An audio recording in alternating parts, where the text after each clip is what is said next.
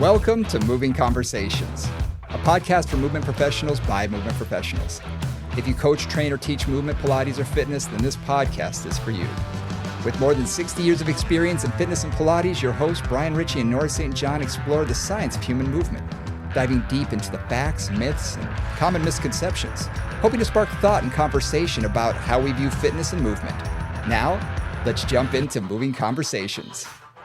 And welcome back to Moving Conversations. I'm Richey. Joining me as always is Nora St. John. Welcome back, Nora. It's been a little bit since we've done this. It has. You've been in many places and I've been in many places. And now we're back. We're back in our home studios having a lovely time. Exactly. I feel like we've had our world tour and now we're back for a little while, which is nice. So, it's good. It's good. So, but it definitely feels like, oh yeah, we've been around the world a little bit. Both of us. We have, absolutely. So, and as part of that, we've seen a lot of things, right? We've met a lot of good people. We've had some really interesting experiences. One of the things I always say whenever I travel, especially when I travel and do teaching and work out with fitness people and hang out with them is, it doesn't matter what language you speak. It doesn't matter what country you're from. Yeah. Like there is all of us who do this kind of work, this kind of movement-based work are just tend to be kind of fun people on the interesting side, pretty lively. And I always have a good time. And I always feel like, these are my people. Like I can find my people anywhere as long as I'm in a Pilates environment or a movement environment. Like, oh yeah, I get this. And we get each other and we can nerd out about whatever little thing we're nerding out about at the moment. Yep. Absolutely. I've found myself doing that, talking to a group of people that I was in Japan and, speaking a different language and not my language. And it was fascinating sort of to see the similarities in what we've all seen. And you and I both know that the body types are very different between a European body versus an Asian body, or even an African body or a Latin body.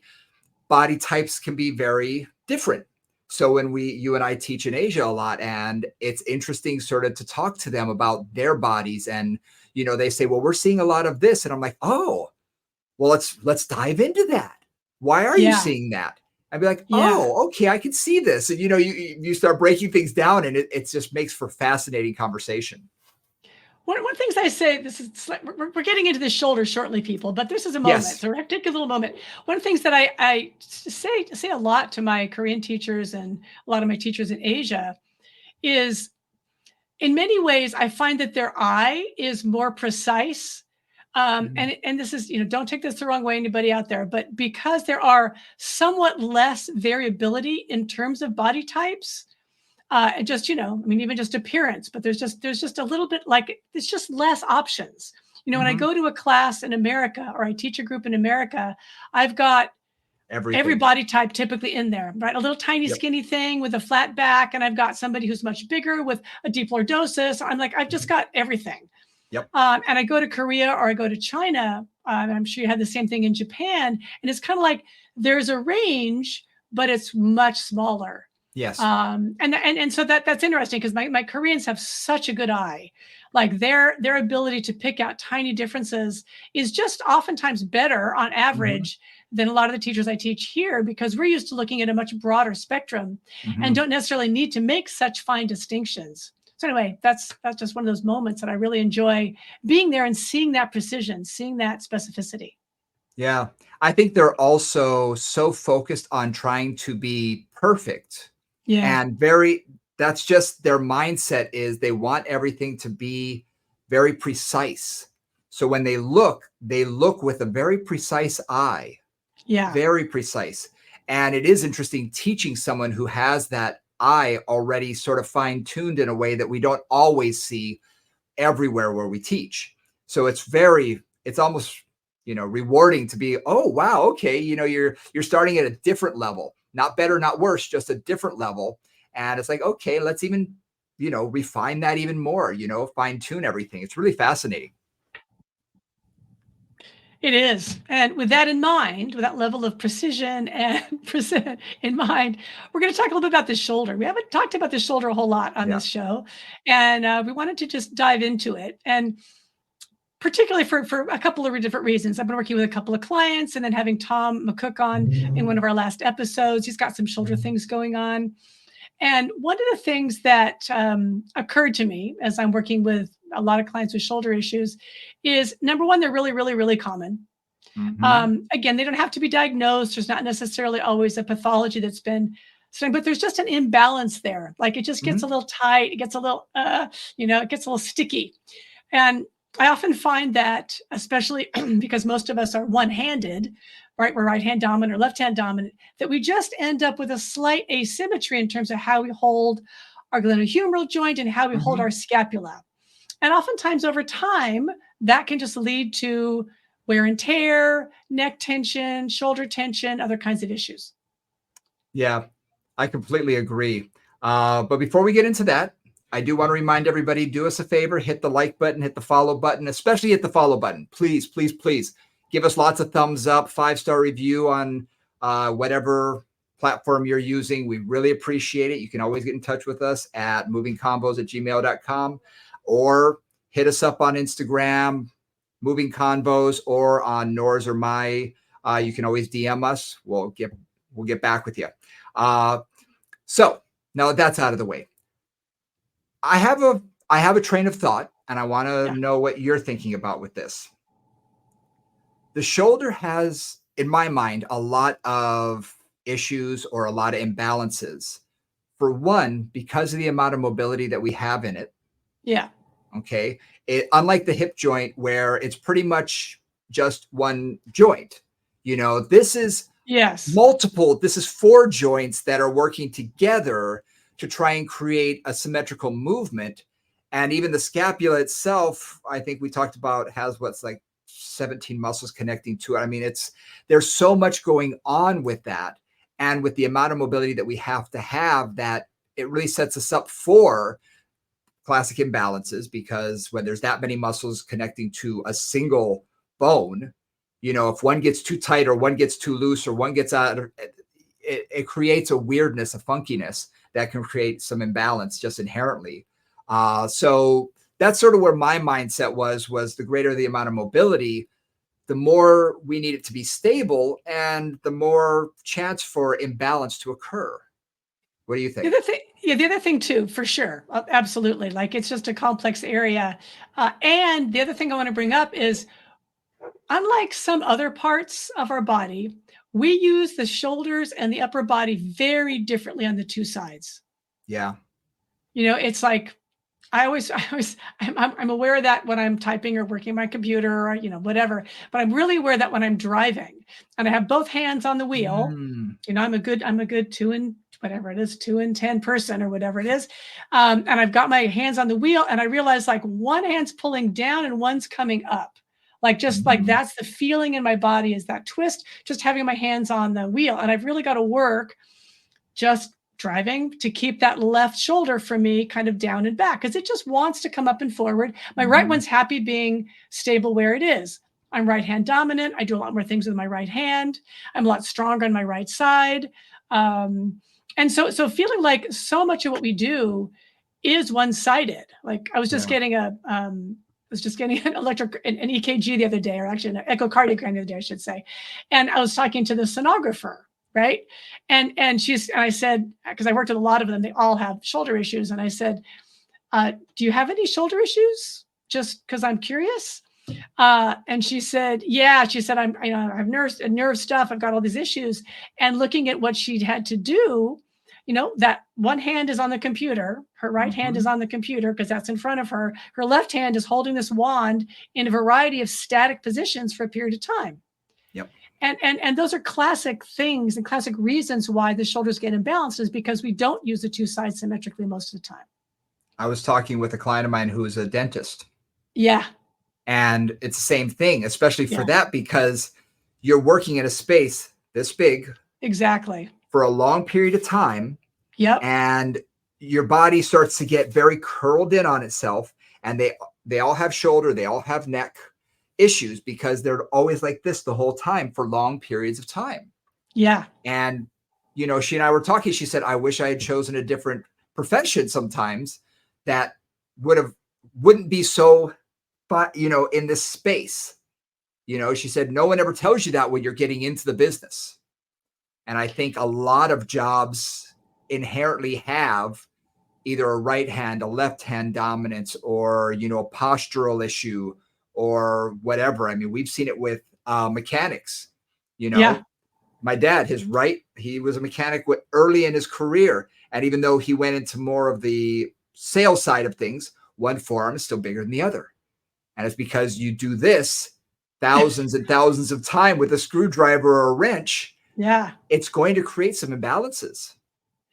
Yeah, and it's like I talked to my dental hygienist, the same thing, right? And they're sometimes spending more time in your mouth, if you will, than a dentist. Wow. And I said, how do you manage to not have troubles? Because she really doesn't. I said, no. She says, I'm pretty comfortable. She runs, she hikes, she's very gross motor physically active the rest of the time. Mm-hmm. And she says that's what keeps her going. She says if this is all she did and then she came home and sat on the couch, she'd be a wreck. But she doesn't. She's very, she's very, like, again, gross motor, big movement, getting the circulation going, and that really works for her. Yeah, yeah, and it makes sense. It makes sense. The more you move, the better. Yeah. Just in general in life, the more we can move, the better. And almost like the movie WALL-E, a lot of society has moved less and less and less and less until you're just that sort of, blob sitting on a couch for a lot of your life because you're using your fingers. You're sitting at a desk. You're sitting in the car. You're sitting at the dinner table. You're sitting, watching TV, and everything's sort of in the same position. It's like, oh, we got to move. You got to move your body. Yeah. So, yeah. So thinking about the shoulder, right? We've got our 4 joints of the shoulder. So this will be a little intro, right? We've got our sternoclavicular joint where our clavicle meets our sternum, right? And that's the one place that this whole giant mobile structure attaches to the central axis of the body, right? That's kind of the stabilizing point. Everything else is mobile. That is kind of where things connect into a stable situation. Yep. And I was just teaching anatomy course in Japan. And the thing that I reminded people, I said, think about it. That's the one axis that your entire shoulder girdle and arm moves off of. That's it. Yep. That's the one bone on bone ligament structure that everything moves around. Everything else is muscular that attaches to the torso. So yeah, it's an incredibly important joint. Yes, and again, it can be stable, which is great. But sometimes, if somebody particularly has a car accident or another situation where it gets dislocated or something, in my experience, that just discombobulates the entire upper body. There's so many things attached to that and are really dependent on that stability. Much like we think about our hip, being dependent on a stable acetabulum. When that gets unstable, or a stable SI joint, when those get unstable, everything that tries to attach to that is trying to figure out how to manage itself, right? And often not very successfully. Yeah. Something most people don't realize is the amount of calcium that actually is in that ligament structure to make it stronger. It's an incredibly strong, and we rarely see it dislocate. Unlike some of our other ligaments in our shoulder, we don't see it often. But if it does, the amount of instability that's created in that shoulder, is off the charts. So just something to think about. Yeah. So sternoclavicular joint, right? So take a moment and move that, because the other thing too is how much that can move, right? It moves forward and back and up and down, and then kind of rotates even. So there's this little all this mobility, and then notice how it takes the rest of the shoulder with it, right? It's not the only thing moving. When it moves, everything goes with it. So then we've got our acromioclavicular joint, which is not an area with a lot of motion, and we'll kind of leave that be. And then looking at our glenohumeral joint, how our humerus moves in our glenoid fossa. There we go. Brian's got that up on the screen for those of you who are watching us on YouTube or want to take a peek at that. It's about the 14-minute mark. And so when you're thinking about the glenohumeral joint, and again, Brian's going to just be moving that a little bit, you've got a big giant ball. It's kind of like the size of a golf ball or a handball, and a little tiny socket. The glenoid fossa is like maybe the size of a quarter, depending on how big you are. So there's not a lot of integrity in that joint. All of the integrity comes from the soft tissue, from the muscles, the ligaments that surround that joint. So it's not an inherently stable joint. And in fact, I've worked with several clients who've had strokes, and the side they've had the stroke on that's paralyzed, literally that humeral head falls out of the socket, and you see kind of a little stair step. Look, so the shoulder goes like there's a little divot, and that's because the muscular support isn't there. Without that, it just falls out of the socket. Yeah, that's the only thing holding this into this. If it wasn't for the muscles, there's no real ligament, unlike a lot of our other joints that we have in our body that, you have two bones to join together with a ligament, or, a ligament like our knee, for instance, where there's a ton of ligaments holding it together. Only thing holding this here is muscle. We have the labrum, which is a little bit of ligament-like, but it's just sort of helping to make the glenoid fossa a little bit deeper. But if all those muscles, like you said, were not active, it would just fall out of its joint. It would just literally fall. Yep. So labrum and joint capsule, but it's not like the ligamentous joint capsule we have around the femur. No, not at all. It's just not, doesn't work the same way. We don't have that kind of really stabilizing structure. Because why? Because we're trying to move that arm in every possible version, right? We're trying to maintain a lot of mobility there. Yep. So there really isn't that stabilizing force near the joint with the ligaments. Yeah. Yeah. The amount of range of motion and mobility that we have in the shoulder compared to the hip, for instance, where they're both considered ball and socket, unless you're a professional dancer, you're not going to get anywhere near the amount of range of motion in your hip that you can inherently from the shoulder. Right. That you start with and kind of end with without an injury on the shoulder. It's like, you can't do this with your legs unless you're trained for a long time. You can't really do this with your legs either, and you trained for a long time, right? Exactly. Yeah. Exactly. And that's just kind of normal range of motion in the shoulder. Yeah. Yeah.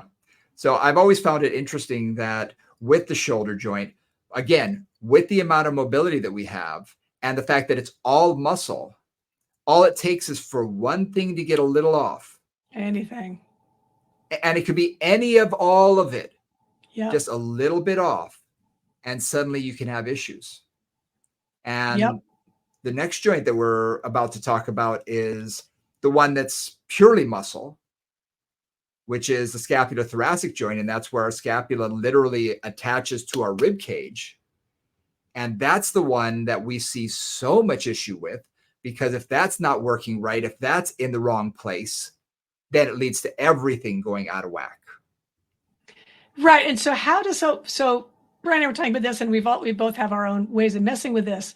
I find most people have no idea where their scapula is or what it's doing. Like, I use a silly analogy of we're basically like paper dolls that are printed on one side. We have an awareness of what's happening here, not much awareness of the back, and we really don't think about the sides at all, right? So that's just a usual way that our nervous system reflects who we are and what we're doing. So the scapula, this kind of mystery spot. And a lot of times just how the scapula sit on that rib cage, one up, one down, one in, one out, one pulled forward, that influences and is influenced by all of the muscles, those 17 muscles that attach into that whole shoulder girdle. Yep. And the scapula needs to stay somewhere depending on what you're doing, and it will do whatever it needs to do that. So it might end up forward, it might end up back, it might end up pulled together. It'll do whatever it needs to do to stabilize in the best way that it can. But there are many, many options. The scapula, unlike, for example, the femur or the hip's got it's here. The pelvis is here. It's got a little tiny bit of mobility. And otherwise it's here. The scapula is like, woo, where do you want me? Yep. Yeah. And whatever we do regularly, whatever we do habitually becomes our norm.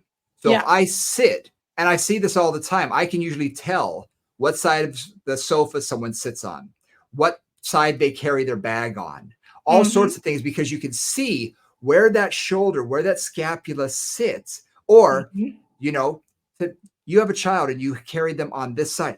How do you know? Well, you can see their whole shoulder, their hip, everything is different on one side. And it's because of that habit, thousands upon thousands upon thousands of repetitions. and nothing to correct it. Right. Yeah, And that's because we the don't. issue. Yeah, because we don't think about this area consciously, Hmm. really. I mean, you can, but a lot of people don't ever think about this. They're just doing what they're doing, and they're going through their day, and they're managing as best they can. So when we think about balancing and training the shoulder, we think about two things primarily. We think about glenohumeral congruency, so figuring out how Hmm. that humeral head is moving and supported in that socket, because that'll really throw things off if it's too loose in there, or is it moving Hmm. appropriately. And then we also look at where is the scapula sitting on the rib cage, and Yep. how is it moving? Is it moving appropriately? Are they moving symmetrically? Is one moving faster, or one not moving at all? Is one stuck? All those situations. That's kind of where we're always thinking about in terms of that is what's the glenohumeral joint doing and what's the scapula doing? Yeah. Yeah. It's something that I find interesting is that when we make some simple corrections, how they can affect our client. Because even when you were saying, when we were just talking about the scapula, when I've helped correct someone's posture even a little bit, especially my men, they will often tell me my suits don't fit anymore Uh-huh. because they're used to them fitting a certain way. And if they're, kind of hunched over and, rounded forward because they're sitting at their desk all the time and whatnot, and suddenly their scapula is sitting in a different place. Suddenly their suit doesn't fit the same way. It fits differently. Or if it's tailored to them because they've had it cut a certain way, they have to get it recut, retailored. And they say, but I don't want to do that to every one of them. I said, sorry, you're in better shape now. We've actually corrected something. We've actually put your scapula back where it needs to be. Yeah. And I think that we were just talking a few minutes ago about the fine tuning our eye. I think being able to see where that scapula sits is incredibly important, because then we can break down, okay, what muscle might be tight, what muscle may not be strong enough. Because I think we can lump into certain things, like the lower trapezius is often underdeveloped, Mm. and the upper trapezius is normally always overdeveloped or tight. But it takes that eye to be able to see, where is that scapula really sitting? And how is it moving? Yeah. Is it moving Yeah. properly? Yeah. Yeah. Are we seeing the natural scapulohumeral rhythm, or is something jamming? Is something, not quite, is there a hitch in their giddy up, so to speak? So that when I work with the shoulder, and I've played with this a lot of different ways, but a lot of times I'll start with looking at do they have glenohumeral congruency? So is the glenohumeral joint working as it should?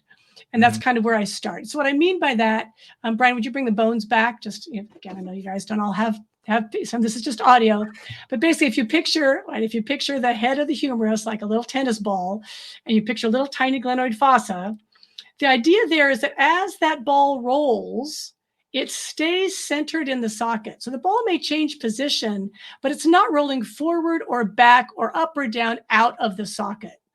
Does that make sense? It's kind of like the center of the ball still stays organized or oriented to the center of that glenoid fossa.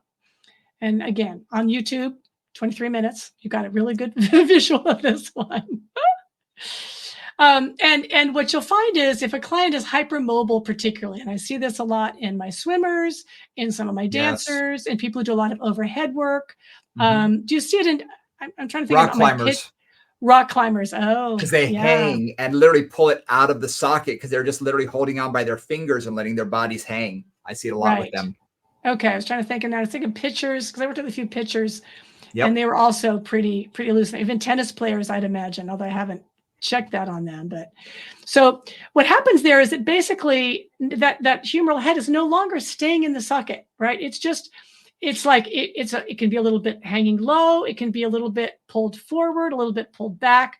It doesn't have the muscular support, and it has too much mobility. And that's where, so the first thing we're get congruency, trying to really get that support and that balance going again in the glenoid fossa. Yeah. Yeah. And I think that's probably the most important thing when I've worked with people like this. best example I can give you is the rock climber that I worked with. He was 24 years old and was told he needed a double shoulder replacement. Ew. Because he'd been for years in this position with his humerus elevated and pulling it out of the socket, literally hanging by the muscle, but pulling it away from the glenoid fossa. And he had overstretched all of those muscles. And again, he had seen various, medical professionals when he came to us. But we were able to get him to the point where he didn't need to have a shoulder replacement. We got all those muscles back to being where they needed to be. And for the humeral head to sit properly in the glenoid fossa. And I found that was the most important piece. And to eliminate the cause. I think that's the thing that we have to remind ourselves about is I had to tell him, no more hanging. Don't be doing that. Yeah. Because you're just going to remind the body of what's negative, what's bad. I was once told that for baseball pitchers, especially, that for them, they know when their arm goes, when they throw a pitch, there's a natural point at which it comes across the body and sort of bounces off of the body in the opposite hip. And there's sort of a springiness within the joint. That as they throw, it comes across and it bounces a little bit. However, when that rotator cuff begins to lose its integrity and stretches out too much, they find the arm just sort of hangs and doesn't have that elasticity within the joint anymore. And you can see it beginning to happen. And eventually they do it and their arm literally just hangs. And that's when they know they've lost that integrity in the joint. That's really interesting.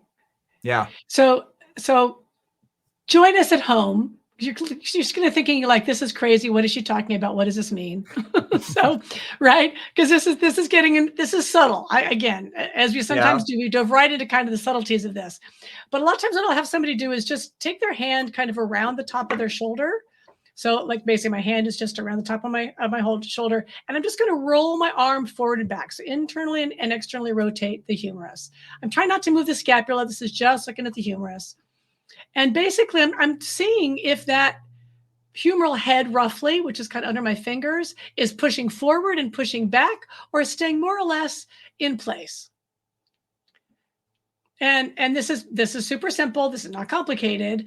And if you can learn to feel that on yourself, if you've got an unstable shoulder, and learn to really keep just with that simple rotational action of the arm, just internal and external rotation of the arm, and keep that humeral head centered. As you do that, you're training the rotator cuff, particularly the subscap and the teres minor and the infraspinatus, to really get to maintain some of that support and stability.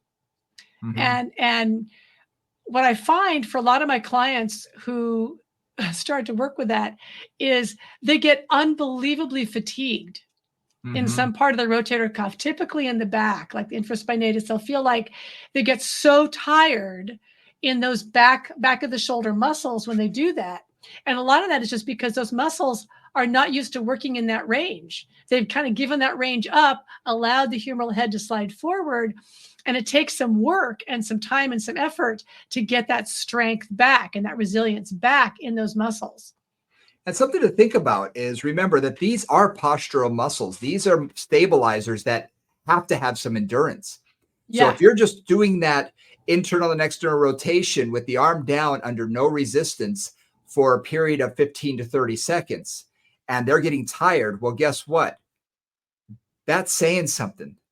Those should be able to do that for minutes and minutes and minutes on end. Yeah, that's very little endurance, if any. Yeah, exactly. Because basically those little rotator cuff muscles are designed to constantly be gently and subtly adjusting that humeral head in the glenoid fossa. So whatever that arm's doing in movement can happen while maintaining that integrity. So if they're getting fatigued after just a little bit of that, okay, we got some work to do here. But again, it's simple work. They can do that anywhere. Like people do that in the car, particularly on their, well, in America anyway, on their right side. Left side can be tricky depending on how your seat works. But basically just, take that, or take it standing in the shower, or take it before you brush your teeth. And just very gently getting that rotator cuff to start to have its integrity again. I actually gave that exact exercise to my wife when she was working as an engineer. She was doing a lot of mousing and a lot of, fine Yeah. things at her desk, but she was, in a more hunched over position. She's got incredible posture, but she was noticing her shoulder wasn't feeling very good and it was sitting a little anterior. So I said, no resistance. Just do internal and external rotation at your desk. Do 15 to 20 repetitions, just in and out, but keep it sort of in that socket and Yeah. just feel it stay there. And she was fatigued big time at first. But after a few weeks, she said, yeah, it's not bothering me anymore. Yeah. And I said, well, keep doing it. Yep. Keep doing it. Even though there's no resistance, it's just reminding those muscles where they want to be, reminding the bone, how is it sitting in the socket? And something that I think that we may want to mention is those muscles, but the muscles actually attach to the scapula and to the Mhm. just outside of that humeral head. So they hold that in place. And like you said, every time we move the arm, they're helping us position those those muscles are what's really positioning that ball into that socket properly. Yep. And I think that's important to remember. That's those muscles' jobs is That's positioning. That's their whole job, and that's why they're tiny muscles. They're or not tiny muscles, but they're not super big muscles, and they're Mhm. right close. They're the closest muscles to the joint, so they have the best opportunity to both stabilize and gently position that. Right. So that's really the rotator cuff's job. One thing we haven't mentioned so far is we talked a little bit about there's the infraspinatus, the teres minor on the back of the shoulder, the subscapularis underneath the shoulder that comes to the front, does internal Yep, in the rotation. front. Yeah. And then the other two are in the back and they do external rotation or lateral rotation. Then we have our supraspinatus. So yeah, exactly. Brian again is showing that on our YouTube, right? So that goes through into that subscapular fossa underneath the acromion and attaches to the top, more or less, of the humerus. So it really is a muscle that, again, as humans, when we're standing up, is the anti-gravity muscle. It holds Yeah. that humeral head up and in. Yep. Yep. And it's the one that whenever you hear about a tear or tendonitis or something, that's the one that usually has it Usually. because the muscles aren't balanced enough. So every time I try and abduct the arm, take the arm out to the side, it gets pinched off in that subacromial space. It pushes the bone, the humeral head, into the acromion. And, you can only bruise something so many times before there's going to be some damage. Right. So And that those can other happen. muscles aren't working hard enough. Yeah. Well, they're just not doing their job, right? Yep. Or there's just not much space there. Like sometimes people have an acromion that's just very tight, like a hooked Yeah. acromion. It just doesn't have a lot of room there. And if somebody who has that kind of structure where there's just not a lot of space there, then decides to become, a sheetrock layer or a swimmer, you got trouble because there's not enough space in there, right, for that tendon to Lift the not get arm up. smished every time that arm is up. Yep. So that's why you'll see, like, some people can do that job forever, and some people can do that, any of those things for a short period of time, overhead work before they get real shoulder trouble. A lot of that's just structural stuff too. Yep. So the in terms of that positioning of the head, that supraspinatus, its job, because it goes over that humeral head and kind of through that fossa, is to push that humeral head down slightly so that it doesn't bump up into that acromion when you lift up that arm. Yeah, because Yep. the deltoid, our bigger and more superficial muscle, is oftentimes the one that is lifting our arm up, right? And if the subscapularis, supraspinatus doesn't do its job, then that deltoid is going to pull that humeral head up into the acromion. Brian's showing it again. Very nice on our YouTube channel. This is all about the YouTube channel today. One other thing that I want to say. So I like, Brian, what you said about a pitcher losing that spring. One of the things that I use as my very first little warning shot of a rotator cuff problem is pain at the attachment of the deltoid. Mm. So oftentimes, so if you take your hand on top of your arm and you kind of slide it down, you'll find about, I don't know, a third of the way down, there's like a little tender spot. And that's really where your deltoid, all three of your deltoid muscles of your shoulder attach. And I find if there is instability in the rotator cuff or trouble there, that'll be tender, and that's where they'll feel the pain. They won't feel it in the shoulder. They won't feel it in the rotator cuff. They'll feel it right there. And so if somebody says, God, I got a lot of pain right here, I'm like, okay, start doing internal external Yep. rotation Yep. today and keep that up.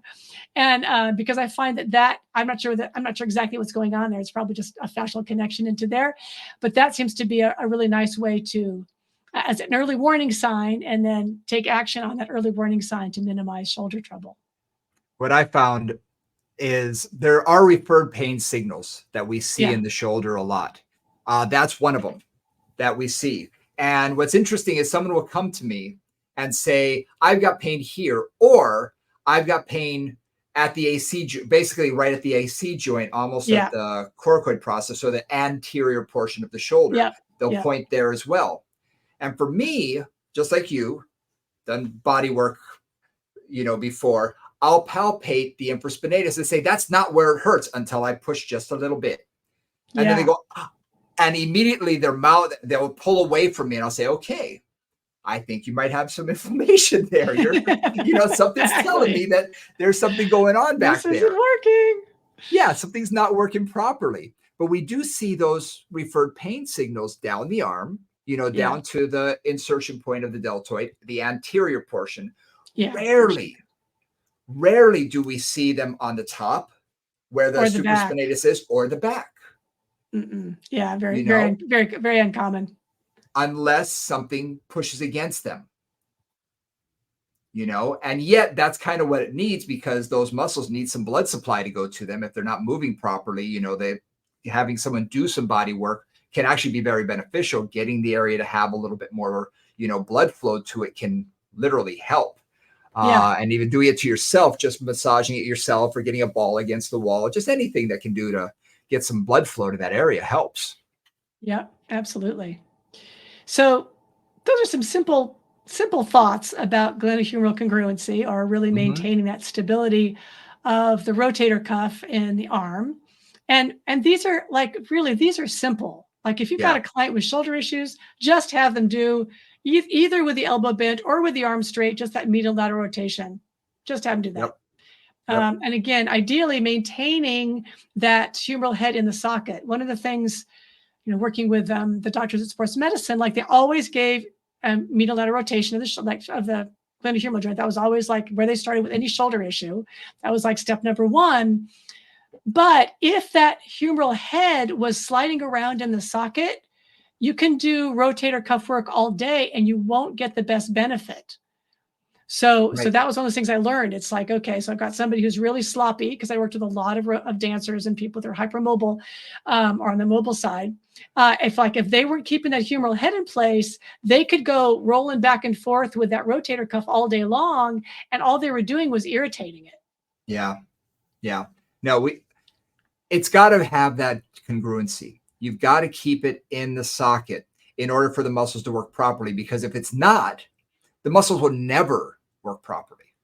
No, and they're just going to slide. They're going to just, when you take those little tiny muscles and then you add the big muscles to it, you add your deltoid to it, or you add your lat to it, or whatever, your something, right? That's just going to pull that humeral head farther out and hit it even more against either the acromion or the back of the joint or whatever, right? So those are not going to improve the congruency of that joint, because those big muscles are too superficial, right? They're just going to shove that humerus around, because that's kind of what they're designed to do. And I like that you say to start without using any resistance, just letting it roll. And the reason I say that is, if I had, let's say, a heavy band, which is, most of the men are going to be, oh, that's too light, I got to have some resistance here. And they, put a heavy band there. Well, what do we see? We see protraction and retraction, the shoulder rolling forward as they come across the body. And as they externally rotate, they squeeze their shoulder blade back. Well, you know what? I can do all of this movement. I can do what? That's almost 30, 40 degrees. And I haven't moved. Yeah. And I haven't moved the humerus. It's only the scapula that's moving. So by training it with no resistance to start with, just to feel what it feels like, and then start with the lightest resistance, possible, where the lightest band, but still maintaining where you feel that congruency, feeling that bone staying in place. the thing I tell people is I don't want you to feel like you're squeezing your shoulder blade back or fixating your shoulder blade, because we don't want that.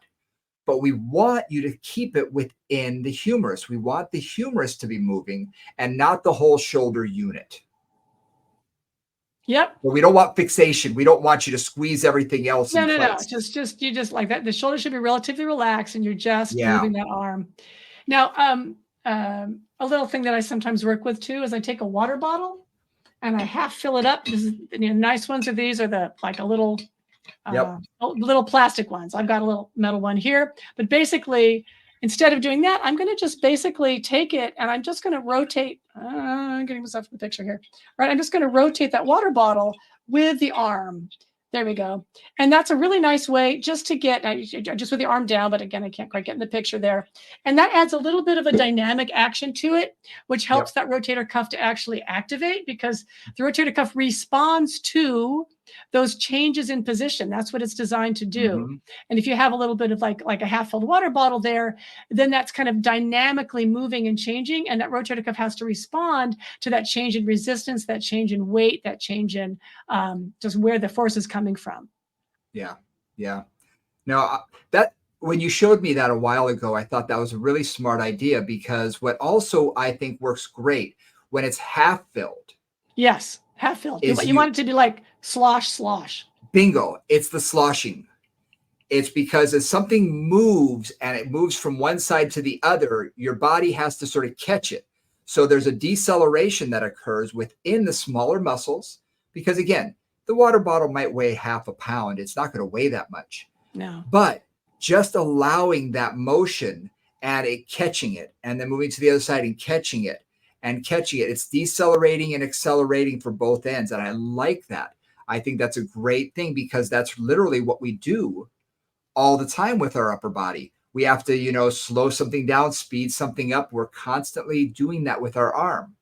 So it's important to sort of train that aspect of it. And that's something that people forget about. Yep. And it's, again, super simple. Everybody's got a little plastic water bottle or whatever. Now, that in some ways is the easy part.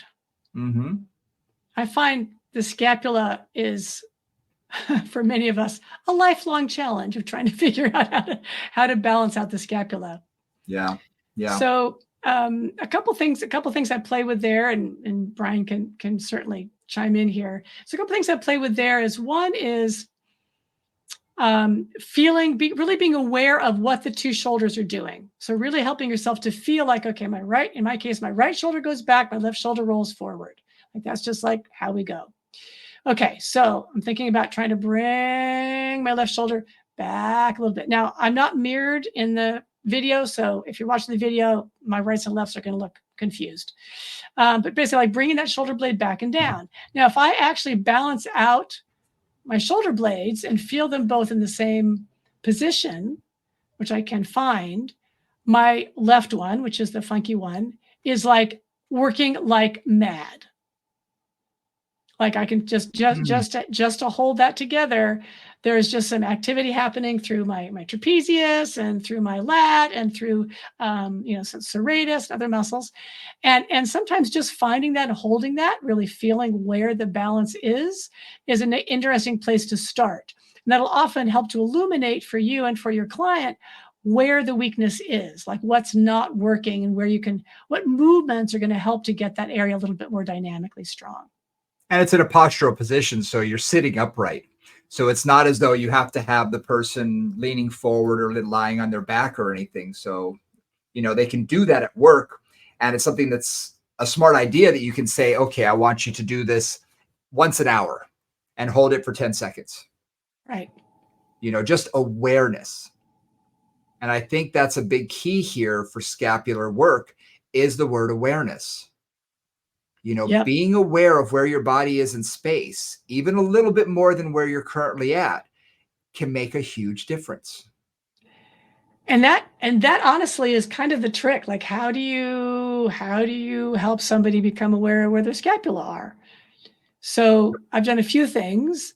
I've taken a video, especially if somebody's really uneven in how their scapula work. I'll take a video of the back body. And I'll show them. So I have them move in different ways. Like a classic one is bringing the arms up overhead.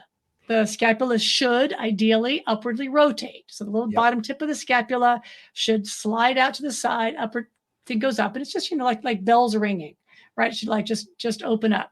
And when it does that appropriately and both sides are even, that's one thing. But a lot of times you'll see that one side moves faster, one side doesn't move as far, or one's totally stuck.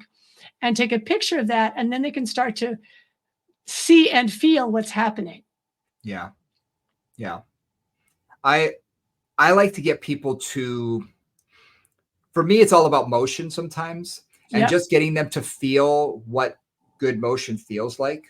Uh-huh. So what I like to do is putting them on a foam roller or half a foam roller, a spine fitter, or a rolled up towel, something that's going to elevate them slightly off of the ground so that their scapula has some movement. Yeah. So allow their spine to be supported, but their scapula to be free.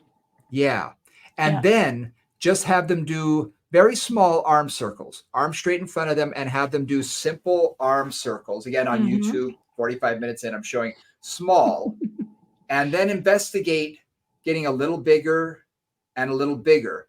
But what I find is interesting, the more we focus on something like that, the more their brain is going into their hands. They want to know where their hands are in space. Yes. So I redirect them back into their scapula, into their shoulders.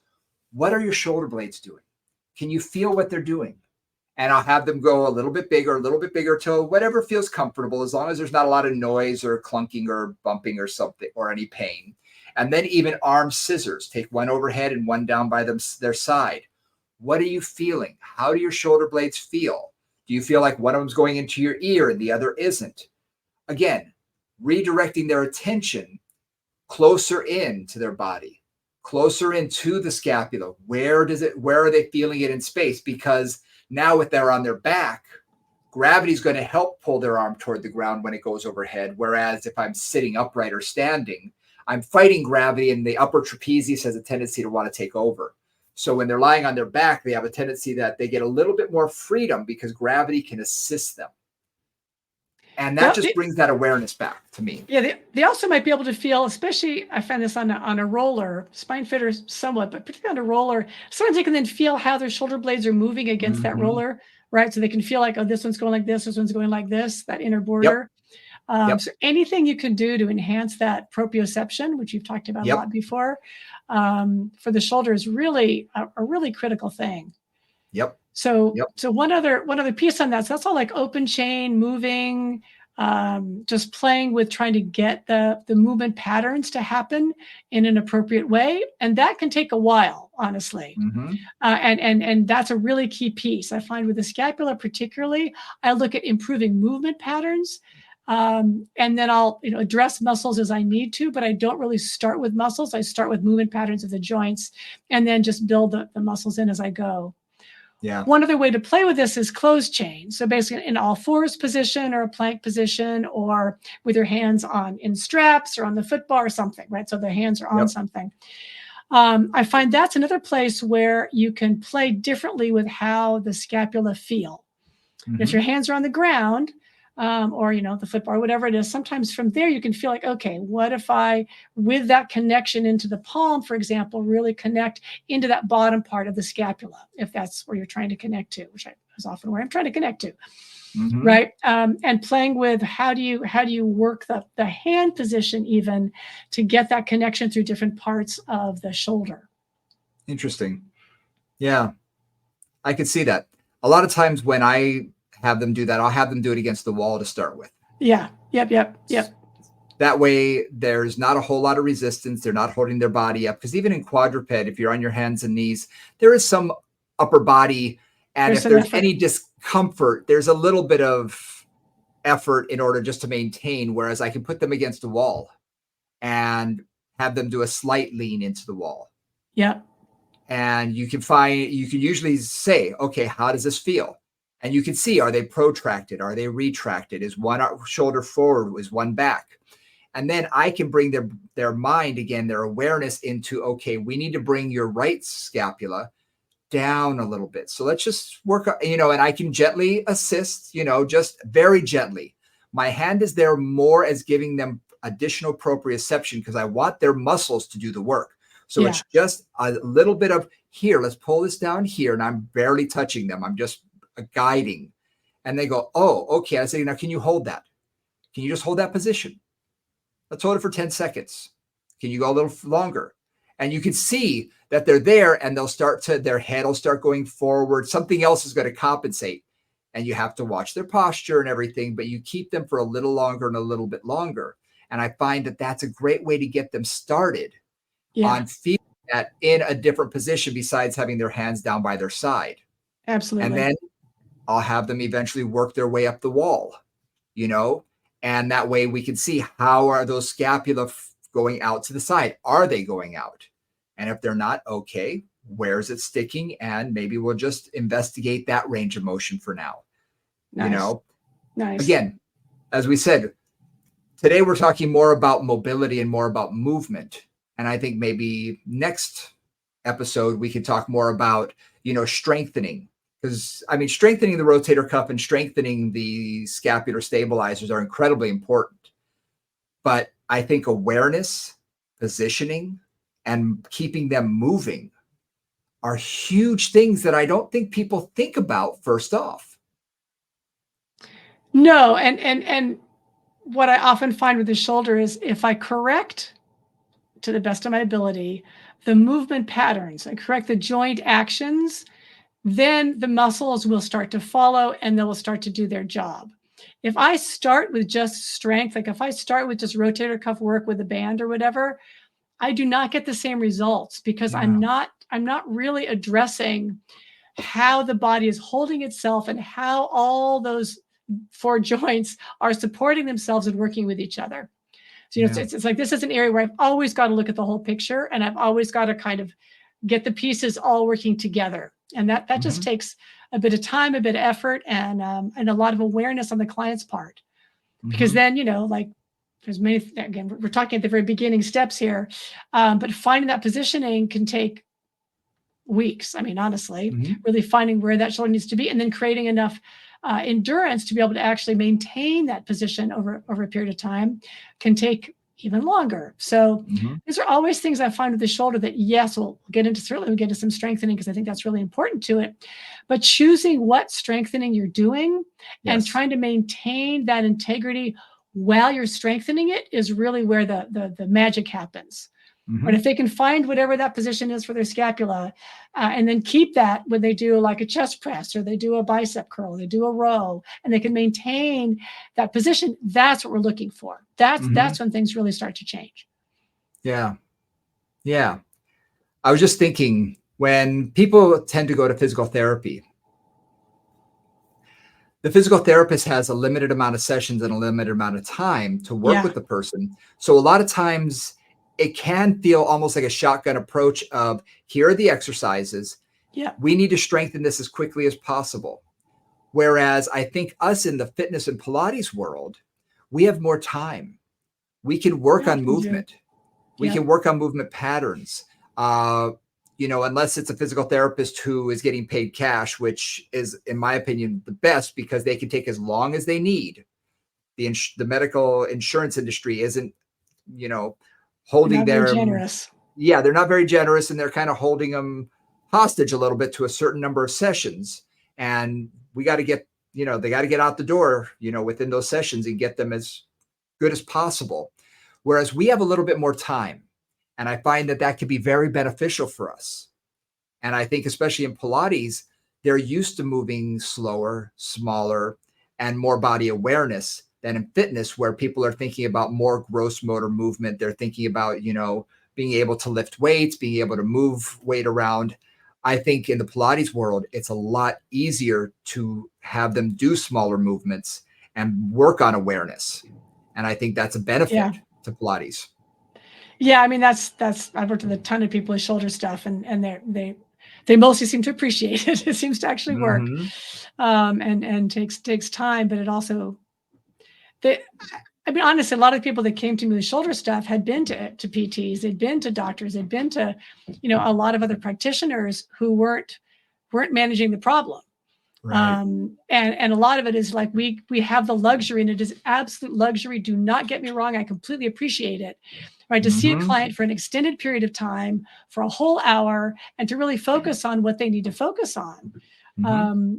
I often say I'm kind of glad I never became a physical therapist because, again, unless you're in a cash practice and people are paying you a whole lot of money, 15 minutes at Kaiser or whatever to diagnose and work with a shoulder, Yeah. good luck. Like I Yeah. have a lot of sympathy for the challenges of that. They're huge. Yeah. And when people complain about it, it's like, look at if I couldn't do that, I couldn't make somebody better in 6 sessions of 15 minutes each. Nope. No When I'm way. seeing No way. 12 or 16 or 20 clients a day, that's not going to happen.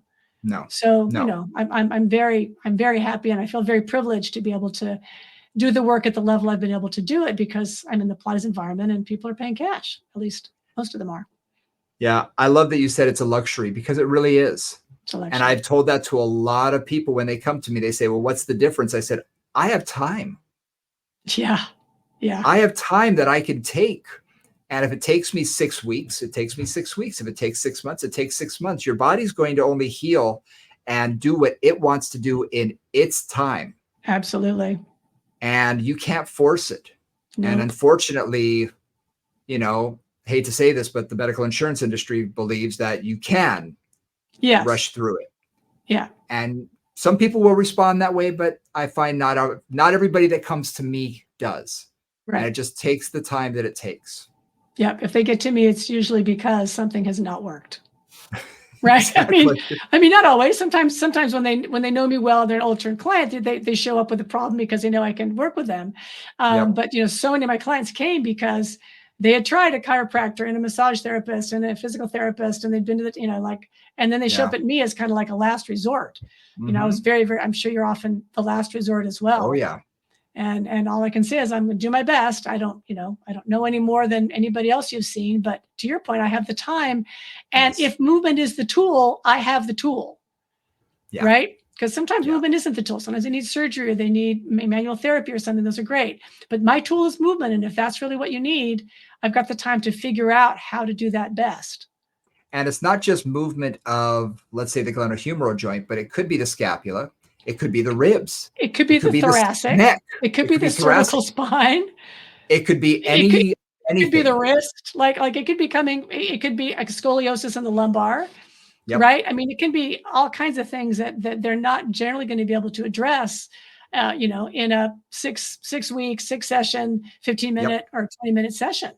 Yeah, exactly. Whereas we have the time and we can work with the whole body. We're Yeah, not limited to a exactly. script saying just work the rotator cuff. It's like, oh, No, but did you notice that everything's rolled forward on that side and right. your ribs aren't moving? You're not breathing very well. And, your neck muscles are overinflamed because, your ribs are going, there's so many other things that we can see that we're like, well, maybe that's just one symptom Exactly. of a bigger picture Yep. that we're able to work with because we have the time, we have that luxury. Yeah. Yeah. So there is our introduction to the shoulder. Yeah, Yes. a little bit of glenohumeral congruency, talking at least in general terms about stabilizing the scapula. And again, not stabilizing it as in lock and load, but Right. stabilizing it in that it's moving appropriately with support for whatever is required of it, because that's a really different Mhm. idea than just scapular stability staying in place. Right. And that's the thing that we need to, I think, go into a little bit of detail on in subsequent episodes is what is proper movement. And when we talk about scapular stability, it's not lock and load. It's not hold it in place, don't let it move. It's about proper movement. Yep. It's about making sure the right muscles are working at the right sequence and the right Yep. timing. Yep. And that can be a little bit more complex. Yep. So So we'll that have some leaves us fun with for, that. yeah, we have many episodes that we could talk about that on. This is There's awesome. always more. There's always more. Well, thank you guys for joining us today. Really appreciate it. Again, do us a favor if you're enjoying this, hit the like, hit the follow button on the platform of your choice. You can always reach out to us on movingconvos@gmail.com. or on our Instagram, Moving Convos, or on Nora's or my Instagram. Facebook, it's Moving Convos as well, or Moving Conversations. Yeah, so I think we have a few things that we can talk YouTube is about. under you. YouTube is under Brian Richey. So since we Yes, did a lot of YouTube is YouTube under stuff me. today, yeah, I just wanted Yes, to absolutely. get that out. Go to my YouTube page. If you just type in Brian Richey, Richey, it'll pop up, and you'll see all of our back episodes as well. We have a tendency to be a little bit more animated when you see us live and in person. So this is a great way to be able to see that. And for those of you who are in other countries who may be struggling with the English, you can always turn on the closed captioning and it'll translate it as good as AI will. Yeah, exactly. Which hopefully will get better, but it could be a little funky, but you'll do your best. Exactly. Well, thank you for joining us. And from Nora St. John, I'm Brian Richey. We'll see you guys next week. Bye, guys.